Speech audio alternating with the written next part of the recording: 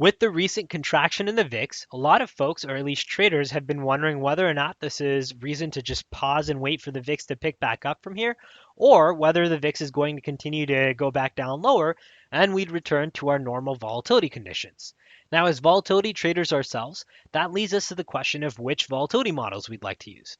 We have two sets, right? We have our Doomsday models, which were designed to specifically adapt to the recent volatility change that we've seen over the past few weeks. And then we have our normal, aggressive, and conservative models.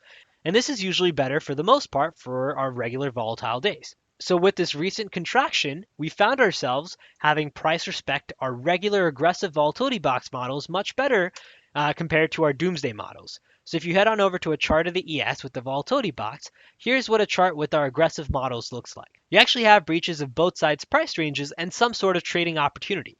However, if you came to the doomsday models here, you'll notice that you didn't really have a breach of any side's edge. So that's where for those traders looking to be a bit more aggressive, while volatility is really just in this lull period, we have the S&P behaving a little bit differently than it's been behaving the past few weeks. You can start to use the aggressive volatility box if you'd like, along with the edge signals to try and get some good scalping opportunities. Now, repeat there, I said scalping instead of our normal volatility box trades. That's because one of the things that we've noticed is if you are using the aggressive volatility box, you aren't necessarily getting the same follow through using our baseline rules, which is an entry at that cyan line, stop outside of the volatility box, and you're looking to make that same amount at we risk. So right now, being super aggressive and taking our most aggressive entry with the stop outside of the volatility box isn't giving you that one-to-one risk to reward. However, if you start to wait for things like the clouds, that's starting to help you reduce your risk to reward ratio here while still being able to take advantage of the scalping opportunities, right? Because the cyan line now, instead of starting to become an entry point, starts to become just a checkpoint where you now have the luxury, of being able to even take some profit targets if you'd like because it's above your entry price. And when I say above, it's not just a small amount, but from the clouds to our cyan line is a good 10 points on the S&P, which is about $500 a contract. So that in itself is a pretty nice trade. That's one opportunity that you can use if you're looking to be a bit more aggressive with the aggressive volatility box. Now keep in mind, if you took the cyan entry line here, the follow through that you might be looking for is closer to 22 points, which you didn't get. So hopefully that gives you an idea of how waiting for the edge signal, being a little patient, can help you get some better prices.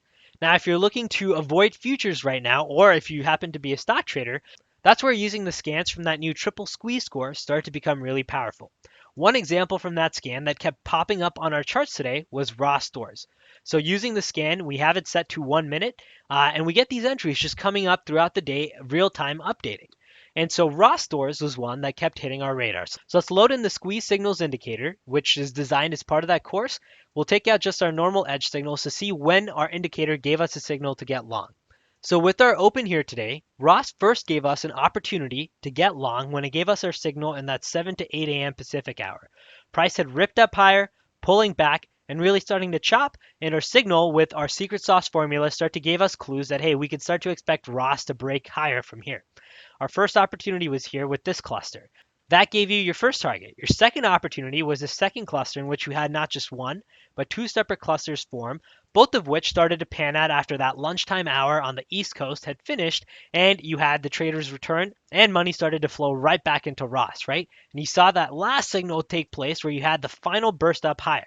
So from our initial entry where you had the opportunity to really get in close to that 86.40 area, price ended up going as high as 88.79. And using the Fibonacci series here, this ended up giving you some really nice targets, both with the 1272 along with the second target that you could expect from that new cluster where you may be looking for that 1618.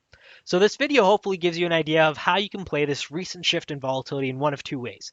One is being a bit more aggressive on futures, but that's where you're recognizing that it's scalping opportunities and you're adapting the rules just a little bit in order to still have the risk to reward skewed in your favor.